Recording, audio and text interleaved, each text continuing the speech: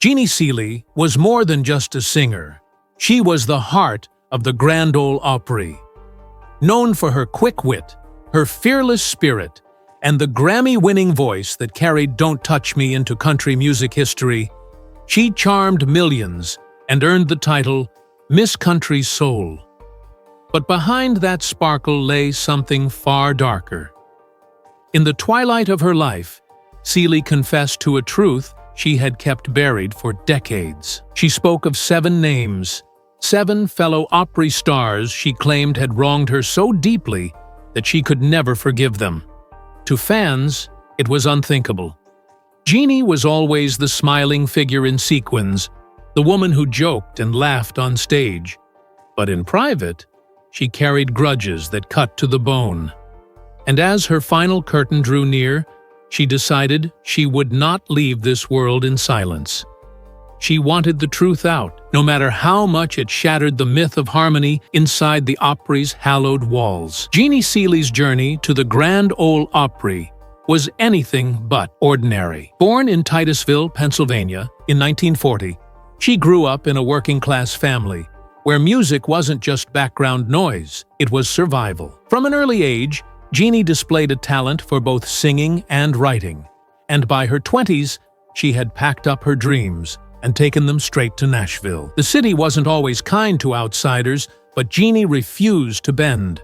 Her voice was unlike anything else on the radio, honeyed yet sharp, emotional yet controlled, and it didn't take long before she found herself standing in the spotlight. In 1966, she recorded Don't Touch Me, a Hank Cochran-penned ballad that would change her life forever. The song climbed to number 2 on the country charts and earned Seely a Grammy Award, making her one of the first women in country music to receive that honor. But more than just a hit, it introduced a new kind of female voice in the genre. Bold, unashamed, and fiercely independent. Seely wasn't afraid to push against the boundaries of how women were expected to look, act, or sing. On stage, she wore miniskirts, sequins, and daring outfits that scandalized the old guard, but thrilled younger fans. Her confidence and humor quickly made her a natural fit at the Grand Ole Opry. In 1967, she became a member, stepping into the circle once walked by legends like Patsy Cline and Roy Acuff. Unlike many, she didn't fade into the background. She became one of the Opry's most recognizable faces. Fans adored her for her self-deprecating jokes, her candor, and her willingness to say what others only thought. She hosted shows, shared the stage with giants, and carved out a reputation as a woman who could stand shoulder to shoulder with anyone. To the public, Jeannie Seely was the golden girl of the Opry, the performer who seemed to embody warmth, resilience, and a deep love for country music. But fame often hides the shadows, and behind the bright lights were bruising rivalries, whispered betrayals, and battles that few ever saw. Seely was respected, yes, but she was also underestimated, pushed aside, and wounded by those she called her peers. And though she rarely let it show, those wounds never fully healed. The Opry stage was her home, but not everyone inside that home treated her like family. The Grand Ole Opry projected an image of family, a place where artists stood hand in hand in the sacred circle, celebrating tradition and unity. But behind the curtain, it was a battlefield of egos, politics, and grudges. For Jeannie Seely, the Opry was both a sanctuary and a prison, a place where she found her identity yet also swallowed her pain. She knew early on that speaking out against the wrong people could mean career suicide. The Opry wasn't just a stage. It was an institution guarded fiercely by its power brokers and senior members. Newcomers who caused trouble or dared to challenge the hierarchy often found themselves pushed to the margins. Jeannie wasn't naive. She learned to smile through the slights, to laugh off the dismissals, and to carry wounds in silence. There was an unspoken code. What happened backstage stayed backstage. Rivalries were hidden behind forced handshakes, and betrayals were buried beneath polite applause. For decades, Seely abided by that code, tucking away her resentment in favor of survival. But the weight of it grew heavier with time. The sting of songs stolen, opportunities blocked, and cruel words whispered in dressing rooms never truly faded. While fans saw her as the witty, unshakable woman who could take a joke and throw one back even sharper, the truth was more complicated. Each night, she stepped onto that stage. She carried with her a silent list, a mental catalog of those who had wronged her. For years, she told no one. To reveal it then would have shattered the illusion of the Opry as a harmonious family, and perhaps even cost her the career she loved. So she stayed quiet, building a wall of humor and charm that protected her from questions. Yet as the years passed, and her body began to feel the weight of time, Jeannie found herself less interested in preserving that illusion. She began to wonder why she should take her truth to the grave, why the stories of betrayal should remain hidden to protect people who had never cared to protect her. Silence had been her shield, but as she approached the final chapters of her life, she realized it no longer served her. The truth, she decided, had waited long enough. When Jeannie Seely finally began naming names, she didn't start small. She went straight to one of the biggest figures of her era, a name fans would never have expected to hear laced with bitterness. This artist had been a darling of the Opry, a performer celebrated for charm and charisma, but to Seely, that shine hid a side that was selfish and cruel. Their feud began over a song, a piece of music Jeannie had been promised, one she believed would become her next great hit. Yet before she could record it, the song vanished from her hands and reappeared on the charts with that artist's voice, climbing the rankings while she stood in the shadows. To outsiders, it looked like friendly competition, but to Seely, it was theft, a betrayal wrapped in a smile. She confronted the artist quietly, hoping for honesty, but instead, she was met with dismissive laughter, as if her pain were nothing more than a punchline. That moment carved a deep scar in her heart, one she never let heal. From that day forward, every time she shared the Opry stage with that artist, she had to choke down the bitterness that bubbled just beneath the surface. Fans saw them standing side by side, applauding each other, but backstage, she would avoid eye contact, her smile stiff, her voice clipped. In interviews, she stayed professional, never letting the truth slip, but those close to her could see it in her eyes. The betrayal hardened her, teaching her that in Nashville, loyalty was fragile, and promises meant little when fame was at stake. That artist would remain the first on her secret list, a constant reminder of how quickly trust could be broken in the business. It wasn't just the stolen song, it was the arrogance, the refusal to acknowledge the hurt, the way the entire Opry machinery seemed to side with the bigger star, leaving Jeannie to swallow her pride alone.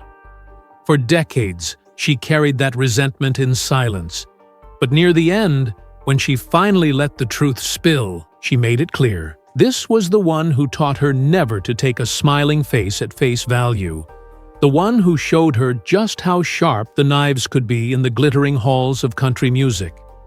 If the first name on Jeannie Seely's list had been a shocking betrayal, the next two were even more painful, because they had once been her friends. Friendship in Nashville was never simple.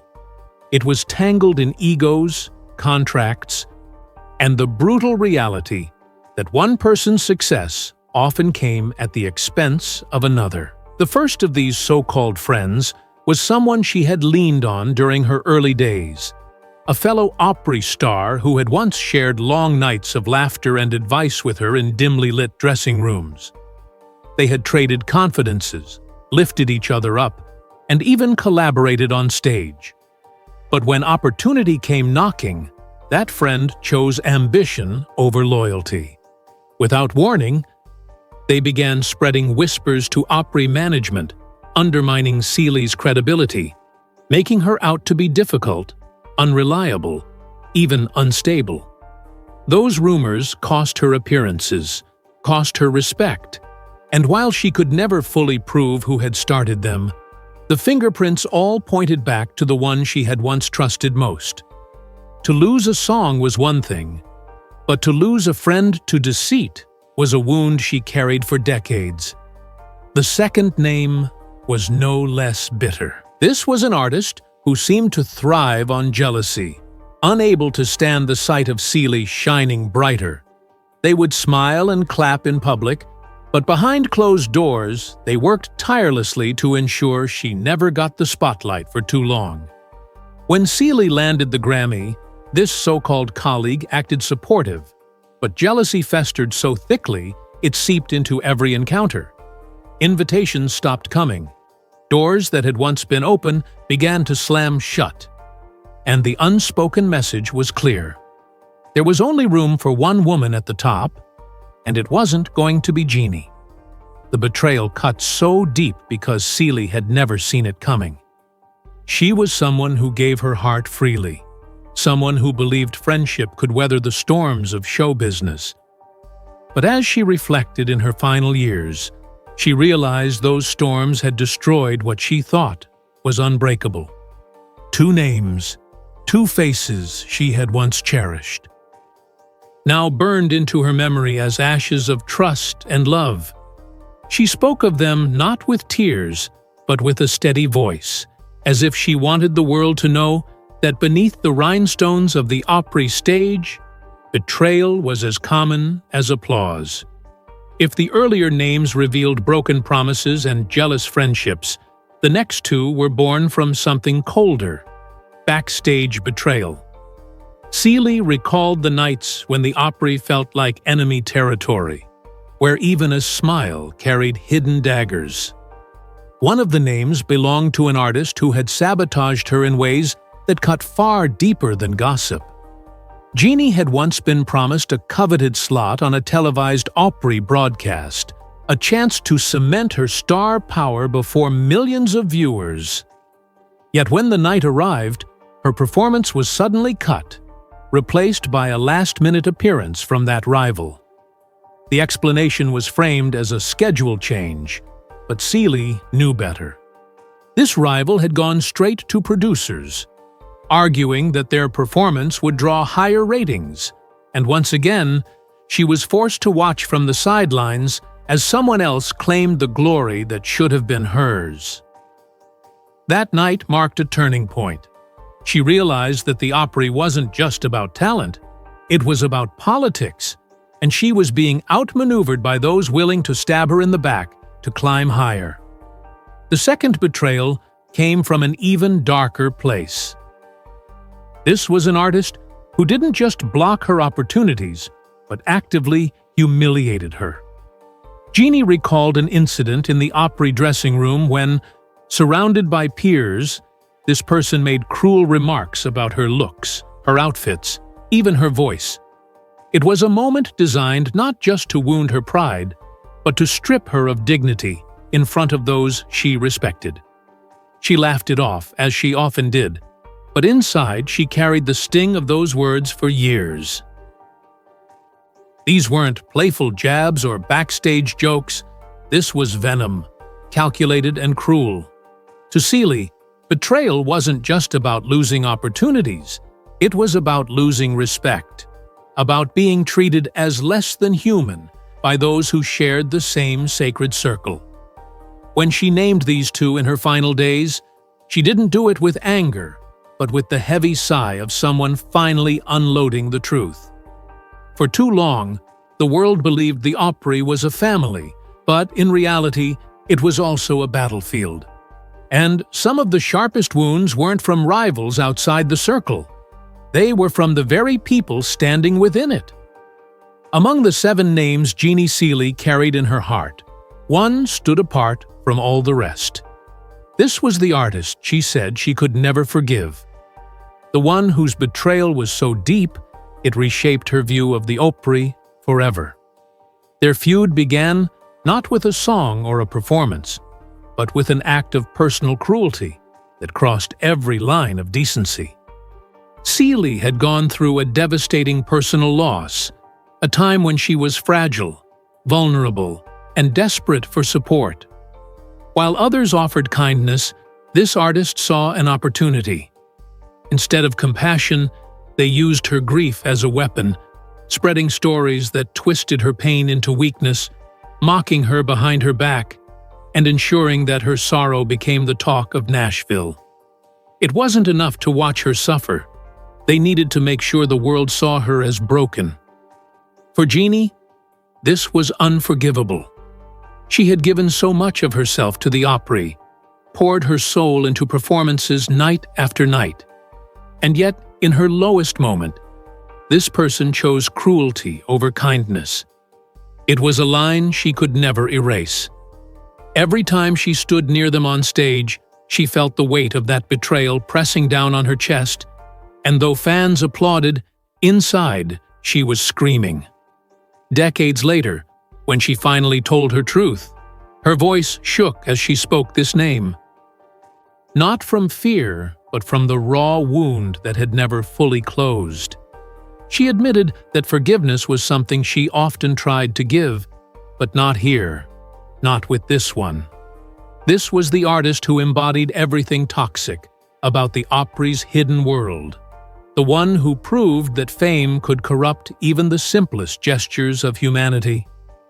To Seely, this betrayal was her greatest lesson and her greatest burden, and she wanted the world to know before she left it. Some wounds never heal, and some people do not deserve forgiveness. For years, fans wondered why Jeannie Seely never spoke of these feuds while she was in her prime. The truth was simple. Silence was survival. To have named those names then would have meant career suicide. Nashville was run by powerful figures who valued harmony on the surface and punished anyone who threatened the illusion. But as she grew older, as the years slipped away and the stage lights dimmed, Seely began to ask herself why she was protecting people who had never protected her. The older she got, the more she realized that truth had its own power, and she was no longer afraid of losing what others could take away. She had already built her legacy, earned her place in country history, and survived the hardships that had once threatened to break her. In her final years, she began to speak more openly, not out of spite, but out of clarity. She wanted her story told as it was, not as a polished fairy tale crafted for fans. She wanted the world to know that behind the gowns and the glitter, she was a woman who had endured betrayal and cruelty, yet continued to stand tall. Speaking her truth was, in many ways, her final act of defiance. She knew some would call her bitter, some would say she was tarnishing the Opry's name.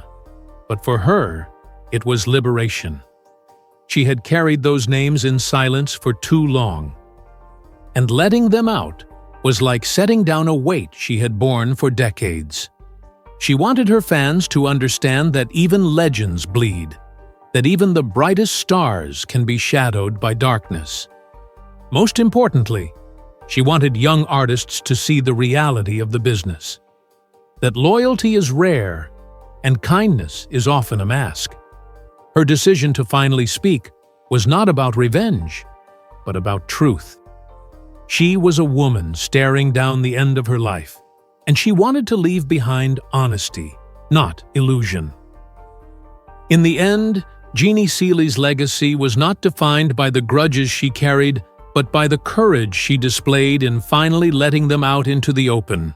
For decades, she had been the smiling face of the Grand Ole Opry, the woman who could cut tension with a joke, lift an audience with her song, and command respect with her sharp wit.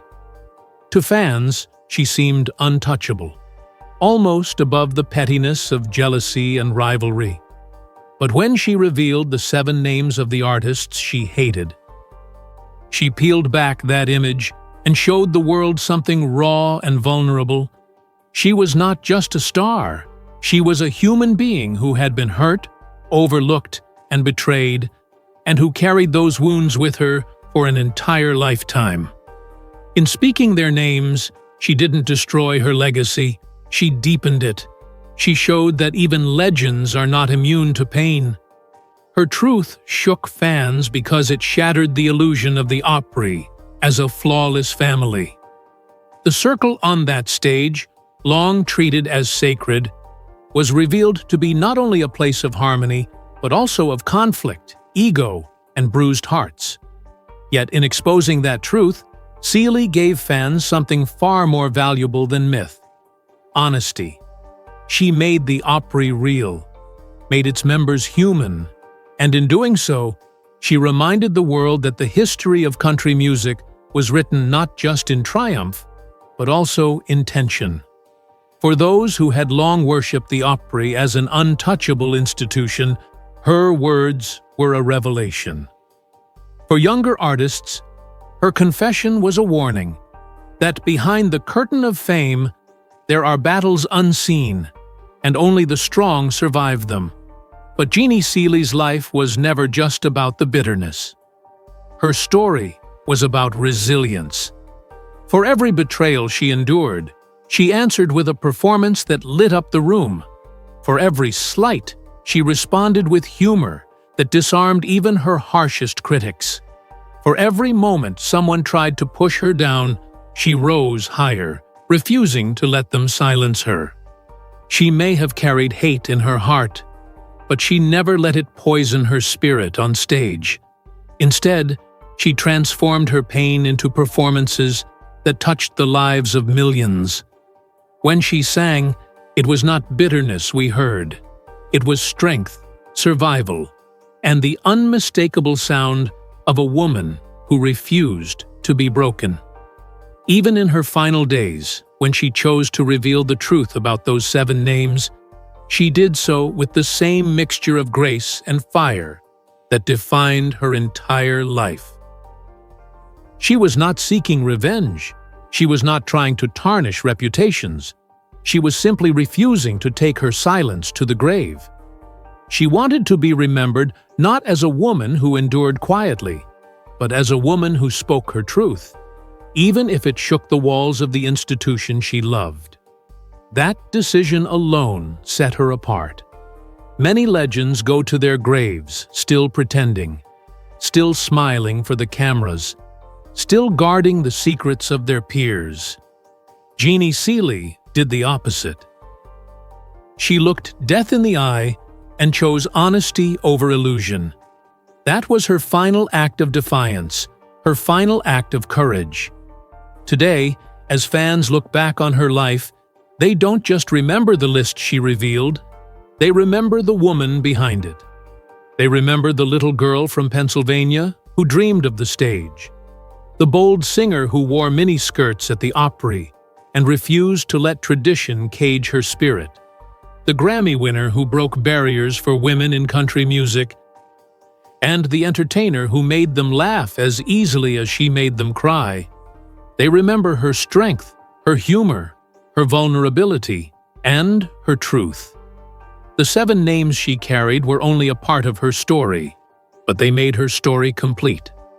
They showed us that legends are not untouchable, they are human, and in their humanity lies their greatness. Jeannie Seely may have hated 7, but millions loved her, and that love will outlast every feud, every betrayal, every cruel word she ever endured. Her voice still echoes through the hallowed walls of the Opry, her songs still speak to broken hearts, and her honesty still inspires those who dare to tell their truth. In the end, she left behind more than music. She left behind a lesson. That silence may protect the powerful, but truth sets the soul free. And that is why her legacy is not one of bitterness, but of bravery. For as long as the circle remains unbroken, the name Jeannie Seely will be remembered, not just for the songs she sang, but for the truth she dared to speak when the spotlight finally dimmed.